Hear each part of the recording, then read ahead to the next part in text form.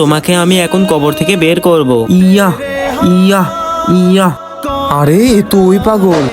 এই তুই কোথায় যাচ্ছিস? ভাইয়াকে কবর থেকে বের করতে যাচ্ছি। পাগল নাকি? আরে কেন ওর ভাইয়ের কবর খুঁড়তে যাই দেখি তো। এই তোর ভাইয়ের কবর খুঁড়ছিস কেন? বেশি জ্বালাবি না কিন্তু, তোকে একদম কুপিয়ে দেবো। দাঁড়া, আমি তোর ভাইকে বলে একটা ব্যবস্থা করছি। যা বলে গা, কবরটা খুঁড়ে ফেলি, নাই মেজে ভাই চলে আসবে। এই রাজন, শোন তোর ভাই কি করছে। ভাইয়া তোমাকে আমি এখন কবর থেকে বের করব। ইয়া ইয়া ইয়া। তাড়াতাড়ি চলো। চলো। ইয়া ইয়া ইয়া। এই তো ভাইয়ার পা দেখা যাচ্ছে। এই পাগল, এই তুই ভাইয়াকে কবর করে বের করলি কেন? ভাইয়া শোনো। ভাই তুই আমাকে অন্য জায়গায় কবর দে। আমার কবরের পাশে সব বেনামাজিদের কবর, আর ওই কবরগুলোতে প্রত্যেকদিন আযাব হয়। ওই কবরের চিল্লার আযাব আমার কবর পর্যন্ত চলে আসে। ওখানে থাকতে আমার অনেক ভয় লাগে।